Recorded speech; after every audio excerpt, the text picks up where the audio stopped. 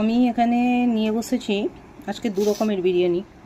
দেখুন, এটা হলো আমাদের আমিনিয়ার বিরিয়ানি, যেটা মুকুন্দপুর ব্রাঞ্চ, আর এটা হলো আরসালানের বিরিয়ানি, যেটা রুবি ব্রাঞ্চ।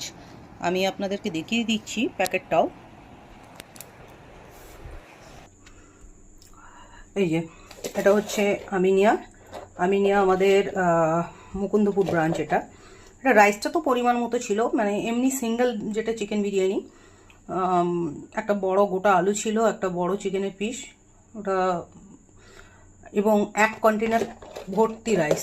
আর এটা হলো আরসালান, এটা রুবি ব্রাঞ্চ। এটা স্পেশাল ছিল, 2 পিস চিকেন, 1 পিস আলু, একটা ডিম। আমিনিয়াতেও একটা ডিম ছিল, যাই হোক। তো এটার কিন্তু রাইসের কোয়ান্টিটি ভীষণই কম ছিল, এটার রাইসের কোয়ান্টিটি যথেষ্ট বেশি ছিল। তো চলুন এখন আমি টেস্ট করে বলি কোনটা ভালো।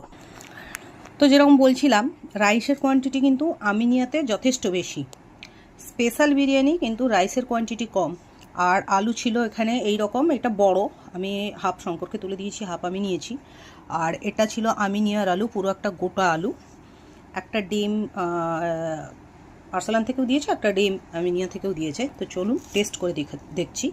এটা এই দেখছেন চালে। আর হ্যাঁ, রাইসের কোয়ান্টিটি নয়, রাইসের কোয়ালিটি কিন্তু আমি বলবো আরসালানের যথেষ্ট ভালো, কারণ এটা একদম লং গ্রেন রাইস, আর এটা একটু সরু, যেটা একদম ফাইন গ্রেন। যাই হোক, টেস্ট করে জানাচ্ছি এবার। এটা আমি এখন আমিনিয়ারটা টেস্ট করছি।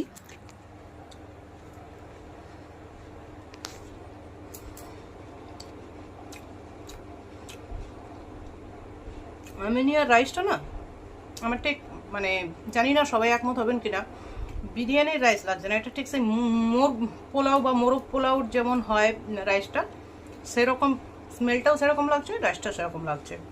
তো এবার আমি খাচ্ছি আরসালানের বিরিয়ানিটা, যেটা রুবি ব্রাঞ্চ থেকে নেওয়া। অবশ্যই এদের রাইসের কোয়ালিটিটা অনেক ভালো, এবং টেস্টটা করে জানাচ্ছি। পুরো মুখে নিলেই এর স্মেল আর এর টেস্ট পুরোপুরি বিরিয়ানি, মানে এটা কোনো ওই সব মোরগ পোলাও ওইসব কিছু নয়। দারুণ টেস্ট, দারুণ। যাই হোক, আরসালান সবসময়ই ভালো, কিন্তু কোয়ান্টিটির দিক থেকে কিন্তু আমিনিয়া অনেক বেশি দিচ্ছে।